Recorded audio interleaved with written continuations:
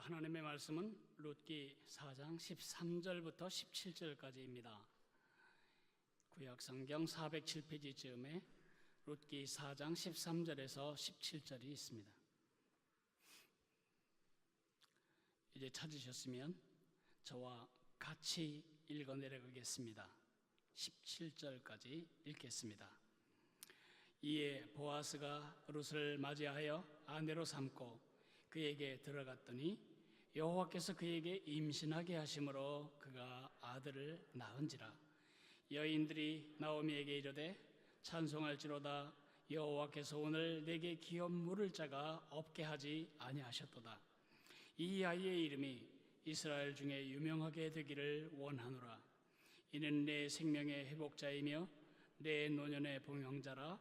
곧 너를 사랑하며 7 아들보다 귀한 네 며느리가 낳은 자로다 하니라. 나오미가 아기를 받아 품에 품고 그의 양육자가 되니 그의 이웃 여인들이 그에게 이름을 지어주며 나오미에게 아들이 태어났다 하여 그의 이름을 오벳이라 하였는데 그는 다윗의 아버지인 이새의 아버지였더라. 아멘. 제가 반드시 이루어질 예언 하나를 하겠습니다. 제가 지금까지 공개적으로 예언한 것들이 다 적중했기 때문에 별로 기대감이 없으실 줄 압니다. 여러분은 반드시 할머니, 할아버지가 되십니다.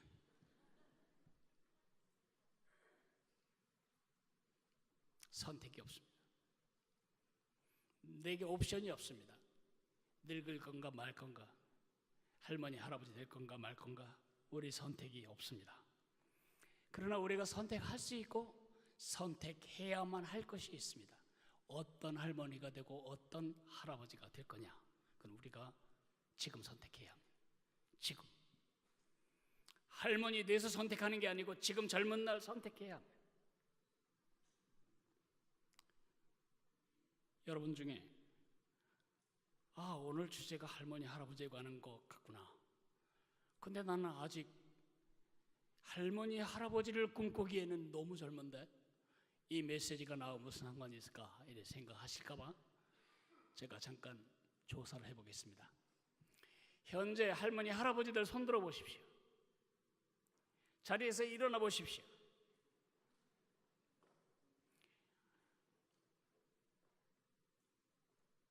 여기 있는 할머니, 할아버지들은 이 세상에 있는 할머니, 할아버지들과 다른 종류이십니다. 이분들은 지금도 주님을 위해, 주님의 손에 의해 쓰임받고 있습니다. 우리 힘찬 박수로 건강하시도록 축복하겠습니다. 앉으실까요? 그러나 우리 중에 대부분은 아직 할머니, 할아버지 아닙니다. 제가 예언하는 대로 앞으로 30년 안에 할아버지가 될, 할머니가 될 가능성이 있다. 손 들어 보십시오. 너 너무 적게 잡았나 보네. 요즘 만혼이 많으니까 50년으로 늘리겠습니다. 앞으로 50년 안에 나는 할머니가 되고 할아버지가 될 게 분명하다. 손 들어 보십시오. 네, 손 내리십시오. 그거 보십시오. 할머니, 할아버지가 될 사람이 어떤 할머니가 되고 어떤 할아버지가 되어야 할 것에 대한 그림을 젊은 날 손에 잡지 않으면 늙은 날 우리는 우리가 혐오하는 종류의 늙은이로 죽게 됩니다. 특별히 이 자리에는 아직 결혼을 안 했거나 결혼을 전혀 안 하신 분들도 있습니다. 그분들도 할머니가 되십니다. 할아버지가 되십니다. 내 육체의 피가 흐르는 자손을 얻었건 말건 우리는 영적인 할머니, 할아버지로서 살아야 합니다. 우리가 선택해야 할 때에 제가 두 부류로 나누겠습니다. 하나는 바나나로 비유하는 할머니, 할아버지가 되지 말라는 것입니다. 여러분이 슈퍼마켓에서 보는 바나나는 저 중간쯤이나 왼쪽에서 두 번째쯤 되겠죠? 저건 필리핀에서 농장에서 수확할 때에 아주 새파란 바나나였습니다. 우리가 먹기 좋게 익은 걸 우리 식탁까지 오르려면 이미 다 썩었을 것입니다. 새파란 거 아직 60%도 익지 않은 걸 잘라가지고 한국으로 보내면 이제 유통 과정에서 익어서 이제 노랗게 보이는데 예뻐서 샀지요. 안 잡수시고 열흘만 집에 놔보십시오. 어떻게 되죠? 맨 오른쪽처럼 됩니다. 나도 젊었을 때는 파릇파릇하고, 내가 지나가면 남자들이 눈이 돌아갔고, 내가 회사에 가면 나 잘생겼다고 여자들이 아주 눈길을 주고 그랬는데, 이제는 이제 거뭇거뭇해지고 이제 별 볼 일 없어지는구나. 이렇게 보시면 안 된다는 겁니다. 여러분, 이렇게 늙으면 안 됩니다. 이건 세상에 하나님 없는 할머니 할아버지들이 생각하는 관념입니다. 여러분이 정말 하나님의 백성이라면 여러분은 썩어가는 바나나, 사가가는 바나나, 낡아가는 바나나가 아니라 레바논의 백향목 같은 그림으로 여러분의 노경을 지금부터 그려야 합니다. 그림이 다릅니다. 시편 92편에 보면 이런 구절이 있습니다. 하나님을 섬기는 하나님의 백성, 그 사람들은 여호와의 집에 심겨 있기 때문에 마치 늙었을 때 그들의 모습이 레바논의 백향목 같다라고 말하고 있습니다. 늙어도 여전히 결실하며 진액이 풍족하고 빛이 청청할 거라고 말하고 있습니다. 레바논의 백향목, 아주 척박한 곳에, 아주 사나운 기후에, 아주 영양가 없는 토질에서 자라고 있습니다. 그러나 레바논의 백향목은 그렇게 시시한 나무가 아닙니다. 레바논의 백향목으로 하나님이 그 백성의 늙은 시절을 비유하실 때에는 이 백향목이 갖고 있는 놀라운 특징이 있기 때문입니다. 백향목은 사시사철 푸른 상록수입니다. 여전합니다. 젊은 시절에 그렇게 뜨겁게 주님을 섬기다가 늙은 날에는 죄 많은 늙은이로 죽을 수가 얼마든지 있습니다. 색깔이 바뀐 거죠. 저 사람이 젊은 날 그 사람 맞아? 그렇게 생각해서는 안 될 삶을 살아야 합니다. 상록, 이 나무가 상록할 뿐만 아니라 향이 강합니다. 벌러지가 끼지 못합니다. 여러분, 향나무 연필도 깎으면은 그 마른 나무에서 향이 느껴지죠? 향나무과죠. 그러니까 이 나무는 마른 다음에도 계속해서 그 향을 내기 때문에 우리에게 향기로운 그 냄새가 벌레들에게는 악취가 되어 그들에게 끼어들지 못하는 것입니다. 향이 있습니다. 뿐만 아니라 이 나무는 오래 삽니다. 이 레바논의 백향목은 몇 년 살았냐 그렇게 묻지 않고 몇 세기 살았냐 그렇게 묻습니다. 평균 2000년을 살아내는 이 나무들, 2000년을 그 척박한 토양에서, 그 험악한 기후에서 이들이 자랄 때 얼마나 자라기 힘들겠어요. 그렇기 때문에 이 나무는 확확 자라지 않고 조금씩 자라기 때문에, 얼마나 많은 풍파 속에 자라기 때문에 이 나무는 아주 강합니다. 그렇기 때문에 이 나무는 용도가 많습니다. 하나님이 성전을 지을 때에, 하나님의 성전을 지을 때에 솔로몬이 이 레바논의 백향목을 갖다 지었습니다. 솔로몬의 궁궐도 레바논의 백향목으로 지었습니다. 언제나 빛이 푸르고 향기가 젊었을 때이든지 늙었을 때이든지 똑같이 향기가 진동하고 강하고 오래 살고 쓰임새가 많은, 끝까지 쓰임이 되는 이런 백향목을 생각하면서 우리 어르신들을 다시 한번 축복합니다. 여러분의 지금부터 주님 나라에 가는 날까지의 남은 생애가 바나나처럼 날마다 거뭇거뭇해지다가 결국은 썩고 아무짝에 쓸데없는 폐기물 같은 생애가 아니라 백향목 같은 생애가 되시기를 축복합니다. 앞으로 50년 안에 할머니, 할아버지가 되실 분들을 위해서도 제가 말합니다. 여러분, 지금부터 그 비전과 그림을 가슴에 품고 오늘 젊은 날을 한 땀 한 땀 잘 살아야 합니다. 그래야 그날 그런 사람이 됩니다. 어떻게 그렇게 될 수 있을까? 세상적인 노인에 대한, 할머니, 할아버지됨에 대한 관념을 뜯어버리고 하나님이 보시는 여러분의 늙은 날에 대한 그림을 갈아붙여야 합니다. 그 좋은 그림이 바로 나오미 할머니로부터 얻어질 수 있습니다. 나오미, 룻은 잘 아시죠? 룻의 시어머니 이름이 나오미입니다.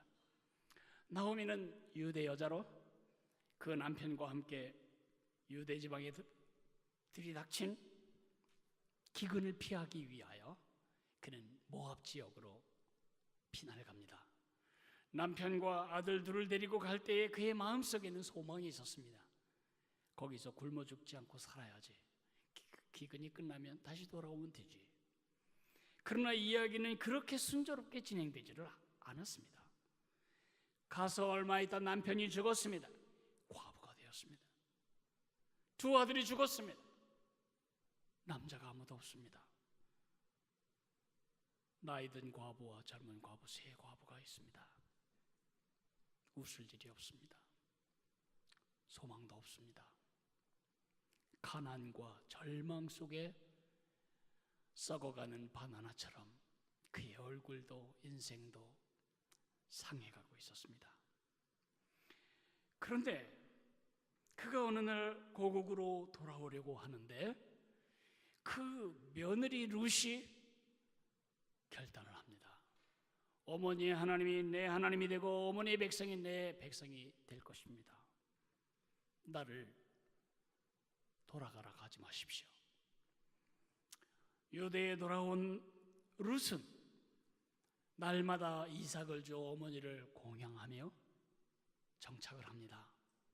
그때 하나님의 보이지 않는 손의 만남을 통해서 보아스라고 하는 유복한 노총각의 밭에서 이삭을 줍다가 그 보아스가 자기 남편, 죽은 남편의 가장 가까운, 서열로 하면 두 번째 가까운 친척인 것을 알고 그에게 형사취수법, 형이 죽으면 동생이 형수와 결혼해서 아이를 낳아 형의 유업을 이어주는 그 법을 원용하는 대상이 되었고 그렇게 결혼을 했습니다. 그래서 아기를 낳았고 그 아기가 오벳인데 다윗 왕의 할아버지가 되었습니다. 이 모든 이야기를 볼 때 주인공이 룻 같고 주인공이 보아스 같고 주인공이 오벳 같지만 이 이야기의 실체적인 관심은 나오미의 생애에 하나님이 어떻게 개입하시고 그를 사용하시는가에 초점을 두고 있다고 보아도 크게 다르지 않습니다. 할머니가 된다는 것, 할아버지가 된다는 것은 늙어지는 것, 병나는 것, 날마다 약 먹는 것, 날마다 돈 떨어지는 것, 날마다 서운함이 넘쳐나는 것, 그렇게만 생각할 것이 아니라는 겁니다.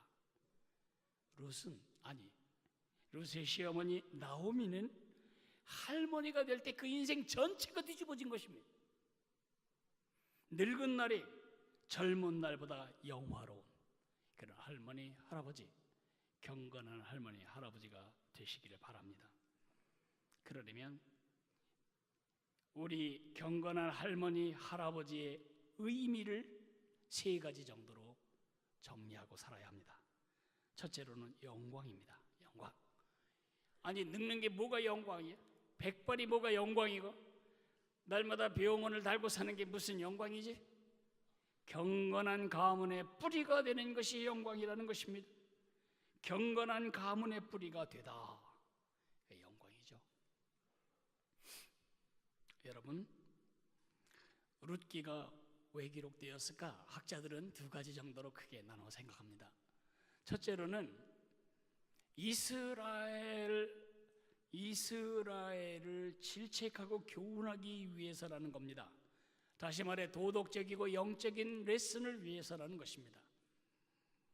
사사기는요, 암흑기의 별명이 흰 종이에 잉크를 다 까맣게 발라버리면 사사기 그림은 끝이 납니다. 사람마다 제 소견에 오른 대로 살았습니다. 하나님 개의치 않고 살았습니다. 자기 행동에 하나님 두려움이 전혀 없었습니다. 제 소견에 오른 대로 살아가는 지옥 같은 시대가 이스라엘에 있었습니다. 그 똑같은 사사시대에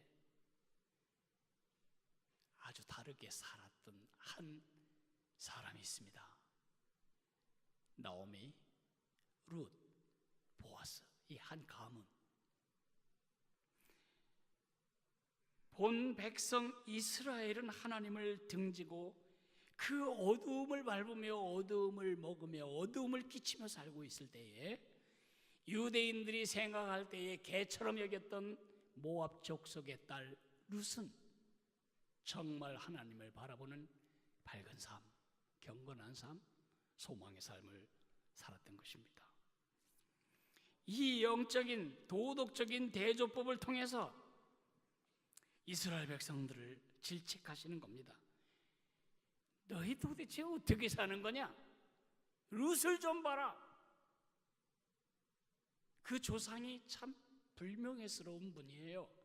아브라함의 조카 롯은 심판을 피해서 굴에 들어가 살았는데 거기 자기 딸들과 함께 숨었다가 그 딸들이 이대로 죽으면 우리가 자손을 못 만드니까 우리 아버지와 잠을 자서 자식을 만들자. 그래서 만들어낸 족속이 오늘 여러분이 오늘날 여행하면 요르단 지역, 그 요르단 지역에 뿌리를 두고 있던 암몬 족속과 모압 족속입니다. 암몬은 저 북쪽, 오늘날의 바산 골란고원이고요. 골란고원. 근데 모압은 그 아르노강 밑에 남쪽입니다. 그 모압과 암몬은 다 누구냐 하면 한 남자를 보고 아빠라고도 부르고 외할아버지라고 불러야 되는 정말 부끄러운 자손들입니다. 그러니 유대인들, 혈통주의에 사로잡힌 유대인들이 그들을 볼 때 뭐라고 했겠어요?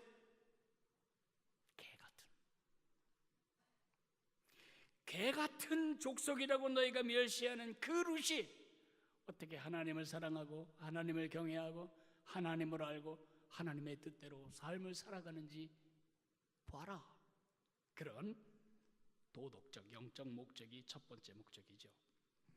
그러나 두 번째 목적은 신학적인 목적입니다. 하나님은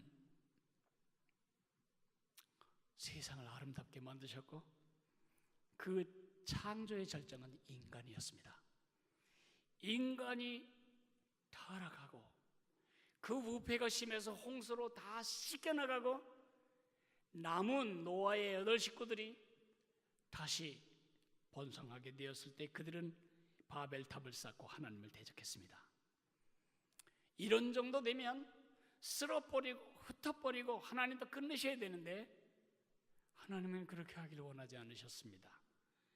하나님은 세상을 구원하기 위해 한 사람을 부르십니다. 아브라함입니다. 아브라함과 언약을 맺습니다. 언약이라지만 일방적인 은혜의 약속이죠. 그 약속, 그 언약 안 하셔도 되는데 일방적으로 인류를 사랑해서 하나님이 주신 언약의 카드는 너와 내 자손으로 온 세계가 복을 받게 하겠다. 이 말 안에는 우리는 알고 있는 많은 비밀이 들어있지요. 그 아브라함의 자손인 이스라엘, 이집트에서 건짐받은 것도 광야에서 다 쓰러져 죽지 않은 것도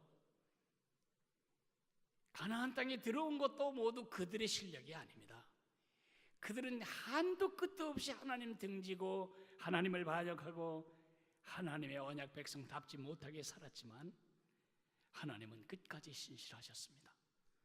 그 약속을 지켜내기 위해 하나님은 이 썩은 그루터기 같은 이스라엘에서 새 순을 마련합니다. 그 새순이 오벳입니다. 왜 오벳이 새순이냐 하면 오벳에서 이새가 나왔고 이새에서 유대 민족이 가장 거룩한 왕으로 알고 있는, 이 다음에 메시아가 온다면 바로 이런 분일 거다. 메시아의 가장 정확한 초상화나 다름이 없는 다윗이 태어났기 때문입니다. 그래서 룻기 기자는 끝장 끝절을 이렇게 맺습니다. 오벳은 이새를 낳고 이새는 다윗을 낳았더라. 마태복음 1장 15절에 보면 보아스는 룻에게서 오벳을 낳고 오벳은 이새를 낳고 이새는 다윗을 낳았다. 여러분 별로 감동이 없어 보여요. 뭐 남의 족보 얘기하는 게 뭐 감동이 있겠어요? 이게 남의 족보가 아니라 여러분의 족보입니다. 여러분과 내 혈통 속에는 그들의 피가 흐르지 않습니다. 그러나 여러분과 내 속에는 그들의 영적인 믿음의 유산이 흐르고 있습니다. 영적인 DNA가 흐르고 있습니다. 결국 그 뿌리에서 예수님이 오셨고 그 예수님을 구세주로 믿은 여러분과 내가 하나님 백성이 되었으므로 나오미는 옛날 어느 지역의 한 노파가 아니라 우리의 영적인 영원한 영적 운명을 뒤집어 놓은 우리 생명의 은인이시라는 것입니다. 그것이 신학적인 이유죠. 저는 20대 때에 조지 뮬러의 이야기를 읽다가 아주 가슴에 꽉 와 박히는 그런 문장 하나를 읽었습니다. 조지 뮬러, 5만 번의 기도 응답을 받았다고 말하는 조지 뮬러가 늙기까지 기도한 기도 제목이 있습니다. 제가 죄 많은 늙은이로 죽지 않게 도와주십시오. 그의 젊은 날 그의 꿈속에는 늙은 날 죄 많은 늙은이로 죽지 않는 비전이 있었습니다. 이 자리에 있는 현재의 할머니 할아버지들, 미래의 할머니 할아버지들에게 부탁합니다. 오늘 그 기도를 여러분의 기도로 채택하십시오. 저는 20대 때부터 그 기도를 지금 하고 있습니다. 주님, 제 젊은 날보다 제 늙은 날이 더 명예롭도록, 저의 젊은 날보다 늙은 날이 더 거룩하도록, 저의 젊은 시절보다 늙은 시절이 더 녹익은 예수님의 사람이 되게 해달라고. 작은 예수를 세우는 믿음의 사람으로 살아야지, 한 분 할머니 한 분 할아버지로 살다 죽으면 안 됩니다. 여러분 그렇게 단순한 사람이 아닙니다. 여러분의 선택과 관계없이 지금 여러분의 영향력은 대를 이어 전달되고 있습니다. 여러분의 가문에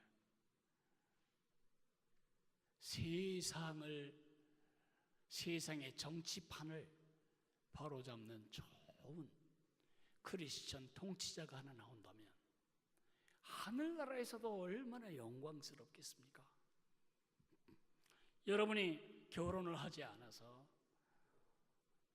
육적인 혈통적인 자손이 없을지라도 여러분의 젊은 날부터 영향을 미치고 키워온 여러분의 영적 후손들 중에 세계의 운명을 바꾸는 선교사들이 여기저기에서 일하고 있는 모습을 천국에서 본다면 얼마나 영광스럽습니까? 그것이 우리의 영광입니다. 우리 후대를 위하여 뿌리가 되어주는 그 영광, 그 비전, 그 소망을 가지고 나이 먹어가야 합니다. 기껏 가진 소망이 99세까지 팔팔하게 살다가 9988 뭐죠? 그 다음에 234 이틀 앓고 4 죽는다. 그게 여러분의 비전이 돼서는 안 됩니다. 우리 비전은 내 구루터기에서 세계의 역사를 바꿀 작은 예수가 나온다. 그런 비전을 가지고 오늘부터 살아야 합니다. 제가 제일 좋아하는 나무는 올리브 나무입니다. 올리브 나무의 특성, 아주 용도가 다양합니다. 올리브 이파리는 음식물, 말려서 스파게티 만드는 데 쓰잖아요. 올리브 열매는 절여서 우리 김치처럼 먹거나 아니면 압착해서 기름을 내서 그 기름으로 약용, 식용, 비누까지 얼마나 다양하게 쓰입니까? 그 올리브 나무 평균 수명이 1000년입니다. 1000년 동안 그 1년 6개월 중에 1년 12개월 중에 6개월 동안 비맛을 전혀 보지 못하는 그 지중해성 기후 속에서 1000년을 살아내며 열매를 맺는다. 비밀이 뭘까요? 뿌리에 있습니다. 15년 동안 그 원뿌리는 빗물이 새나가는 이 석회암 안반층을 다 뚫고 그 열이 연한 순으로 안반을 녹여서 뚫고 15년 동안 안정적인 수분층에 도달하면 이제 그때부터 본격적인 열매를 맺으며 자라가는 것입니다. 누가 알겠냐고요? 천국에서 보시게 됩니다. 여러분의 작은 뿌리가 얼마나 큰 영향력으로 나타날지. 하루살이처럼 살지 말라는 것입니다. 나 한데 잘 살다 죽으면 끝이지, 내 자식도 잘 모르겠어, 손주는 더더구나 그렇고, 그렇게 단견하게 살지 말라는 것입니다. 여러분이 경건한 사람이라면 늙음에 대한 비전과 생각도 경건해야 합니다. 하나님은 여러분의 20년을 보고 여러분을 복준 것이 아닙니다. 여러분 안에 있는 1000년, 여러분 안에 있는 1000대, 어떤 일이 벌어질지를 오늘 붙잡고 그 일이 벌어질 삶을 살아가야 하는 것입니다. 두 번째, 경건한 할머니, 할아버지의 늙음에 대한 관념, 그래서 회복입니다. 회복은 축복이죠. 자, 생각해 보실까요? 나오미는 한 시점을 기준으로 해서 지옥 같은 삶을 살았습니다. 가난을 피해서 애굽으로 갔어요. 자존심 많이 상했어요. 너희 하나님 섬긴다며? 여호와 섬기는 땅에 웬 기근이야? 우리는 그것도 없는데. 그 조롱과 멸시, 유대인들에게 받았던 서름을 이들에게 갚는 왕따, 사회적인 배척, 얼마 있다 남편이 죽어요. 무슨 소망이 있어요? 아들 둘이 다 죽어요. 손주도 없이. 무슨 비전이 있냐고요? 탄식과 한숨과 좌절과 눈물의 삶, 그야말로 지옥 같은 삶. 날마다 후회하고, 왜 내가 이런 결정을 했을까? 내가 뭐 때문에 이곳에 오려고 했을까? 그때 안 왔었다면 이런 일은 벌어지지 않았을 텐데, 밤낮 그랬을 걸, 이랬을 걸 후회하던 그 지옥 같은 삶이 어느 시점을 기준점으로 해서, 변곡점으로 해서 달라집니다. 소망이 있습니다. 기쁨이 있습니다. 사람들의 칭찬이 있습니다. 칭송이 있습니다. 잘 견뎌냈다고 박수가 있습니다. 이제 이대로 살다 죽어도 감사합니다. 감사가 있습니다. 만족이 있습니다. 그 한 포인트가 뭐예요? 변곡점이 뭐죠?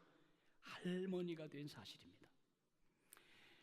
오늘 우리가 읽었던 4장 15절 하반절에 이렇게 기록하고 있습니다.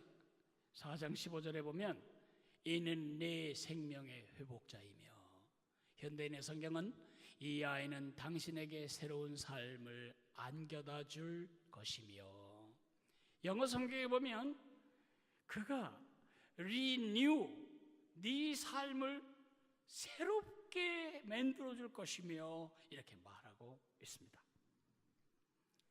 손주는 하나님이 한 인간에게 주시는 가장 큰 위로입니다.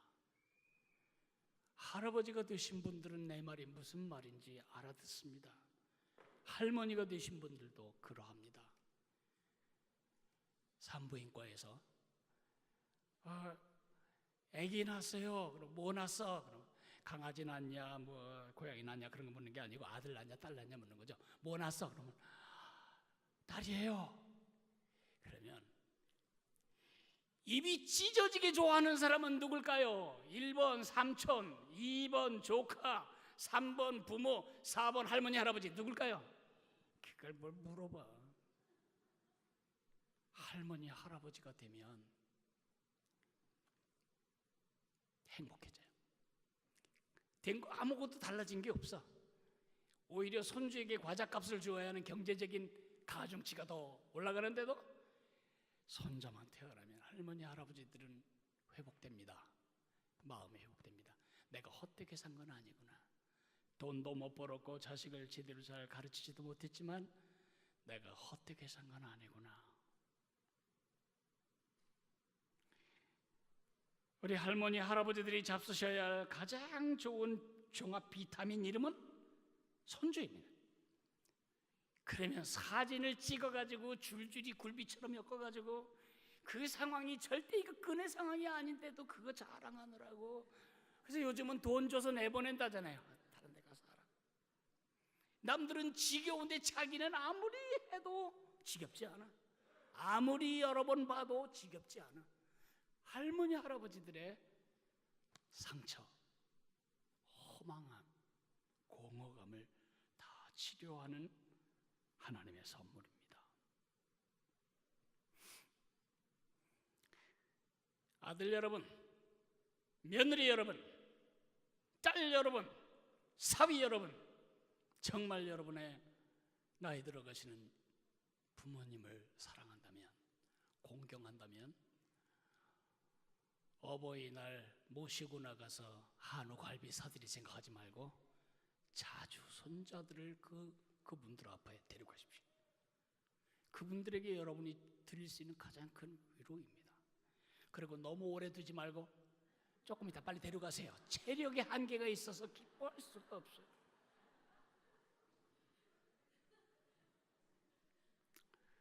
저는 몇 케이스를 보았습니다. 뇌졸중에 걸린 할아버지입니다. 쓰러져가지고요, 나무 토막같이 아무 반응이 없어요. 근데 놀라운 것은요, 여보 그래도 반응 안 해요. 아버지 반응 안 해요. 근데 손자의 이름을 불러주면 달라져. 조금 반응이. 어깨를 움직인다든가 아니면 얼굴 근육을 실룩한다든가. 그렇게 해서 깨어난 할아버지도 계시다고요. 그렇게 해서 할아버지에게, 할머니에게 손주는 그런 의미요, 그런 회복이고 그런 위로입니다. 그것을 즐기십시오. 마지막, 늙음, 크리스천으로서 우리의 할아버지 됨, 할머니 됨에 대한 의미는 기회입니다. 그들이 우리에게 축복이 되는 것처럼 우리도 그들을 축복할 기회를 얻는 것입니다. 우리 모두는 정말 다 실패했습니다. 나도 자식을 키운 아버지로서 곰곰이 생각해 보면 너무 내 아들과 딸에게 잘못해 준 것이 많습니다. 그런 식으로 키우는 게 아니었는데 후회되는 것도 많이 있습니다. 많은 실수, 부모로서 제대로 해주지 못하고 제대로 키우지 못한 것에 대한 마음의 미안함이 늘 그늘처럼 남아 있습니다. 젊은 날 우리 아이들을 믿음으로 세워놓지 못하고 나도 믿음에 서지 못한 채 날라리 신자처럼 살아가며 아이들에게 세상적인 가치를 알바트로스 플라스틱 먹이듯이 먹여왔던 그 지난 날, 가슴쯤이 후회하지만 여러분, 할 일이 아무것도 없습니다. 아무리 얘기해도 그 귀가 열리지 않을 것입니다.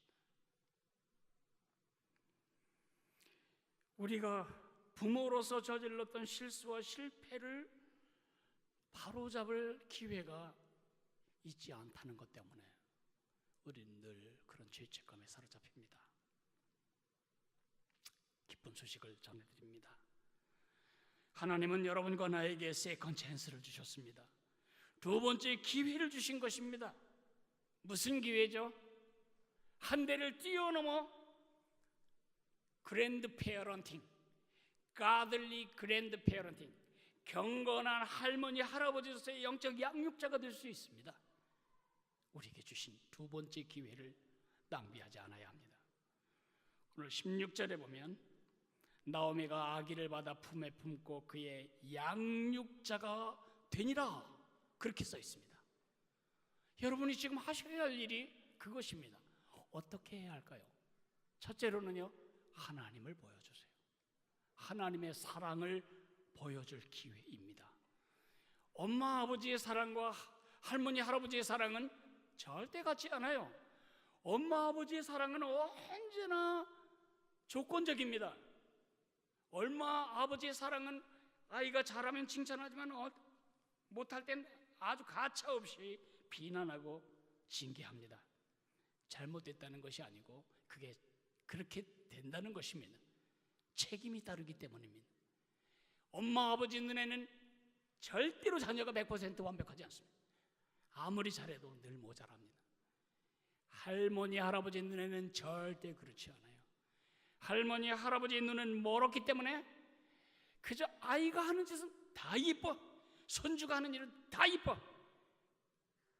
똥을 싸도 예뻐, 밥을 흘려도 예쁘고. 하나님의 사랑의 한 측면을 우리에게 배우게 해줘요. 하나님이 나를 그렇게 사랑하신다. 내가 잘하면 환하게 웃으시고, 내가 조금 모자란 것 같으면 째려보시고, 그런 하나님이 아니시다. 그거를 할머니 할아버지가 그 사랑으로 보여주는 것입니다. 두 번째, 믿음의 발자국을 찍어 가십시오. 이 세상에 있는 모든 길들은요, 짐승들이 다녔던 길이라는 글을 읽은 적이 있습니다. 짐승들이 열심히 다니던 길, 원수를 만나도 빨리 피할 수 있는 길, 이런 길, 그 길을 사냥꾼이 쫓아다니면서 오솔길이 되고, 나무꾼이 그 길로 나무지고 다니면서 조금 더 넓은 길이 되고, 조금 더 있다가는 그것이 더 확장되어서 달구지가 다니고, 그것이 나중엔 더 구불거리는 걸 펴고 깊은 곳을 메워서 자동차가 다니는 길이 되고, 그것을 더 곧게 펴서 고속도로가 된다는 거죠. 여러분이 오늘 찍는 한 발짝 한 발짝, 20살이건 30살이건 상관없어요. 여러분이 오늘 찍어놓은 그 발자국 하나하나는 오래지 않아 여러분들의 후손이 달려갈 대로가 될 것입니다. 믿음의 발걸음을 정확하게 찍어나가야 합니다. 세 번째로는요, 믿음의 족장으로서 축복해 줄 기회입니다. 자녀와 손주를 위해 축복해 줄 기회를 낭비하지 마십시오. 강남에는 이러한 이상한 속담이 진리로 받아들여지고 있습니다. 애를 잘 키우려면 어떻게 해야 되는가? 할아버지의 재력, 엄마의 정보력, 남편의 무관심, 세 가지가 있어야 된다는데, 물론 아이의 체력 하나가 더 들어가야 되겠네. 그런 썩은 생각하지 마세요. 할아버지 할머니로서 여러분이 줄 것이 재력밖에 없다면 진짜 불쌍한 사람입니다. 부자는 3대를 가지 못합니다. 할머니 할아버지로서 여러분이 주시는 것이 생일날 아이패드 하나라면 여러분 정말 줄 것이 없는 노친네가 분명합니다. 아이들을 데리고 피자 사주는 것이 여러분이 할 수 있는 모든 것이라면 여러분의 꿈은 무엇입니까? 아이들이 여러분 앞에 나타날 때 무릎 꿇리고 야곱이 그랬듯이 손을 그 머리에 얹고 중심의 축복을 하십시오. 이것은 믿음의 족장만이 할 수 있는 유일한 권세이며 특권이고 영광입니다. 야곱이 작은 손주 머리 위에 오른손을 얹고 큰 손주 머리 위에 왼손을 얹자 요셉이 아버지 손이 잘못 얹어졌네요 하고 손을 바꿔놓으려고 그러자 할아버지가 말합니다. 나도 한다. 작은 자가 큰 자보다 더 커질 것이고 큰 자는 작은 자를 섬겨야 하리라. 그 축복이 그대로 적용이 되어서 에브라임은 므낫세보다 훨씬 큰 지파가 되고 이스라엘의 맹주가 되었습니다. 이미 할아버지 할머니가 되신 여러분들에게 부탁합니다. 바나나처럼 사가지고 낡아지고 썩어지고 후패지지 마십시오. 레바논의 백향목처럼 늘 푸르고 늘 강하고 늘 향기롭고 늘 쓰임이 있고 늘 오래갈 영향력을 끼치십시오. 50년 안에 할아버지 할머니가 될 젊은이들에게 내가 부탁합니다. 무슨 꿈을 꾸라고요? 좋은 아버지가 될 꿈을 꿔서는 좋은 아버지 못 됩니다. 좋은 족장이 될 꿈을 가슴에 품고 오늘 살아가십시오. 여러분의 젊은 날이 달라질 것입니다. 우리 다 같이 일어나서 들은 말씀에 어떻게 반응해야 할지 찬송하며 결단하겠습니다.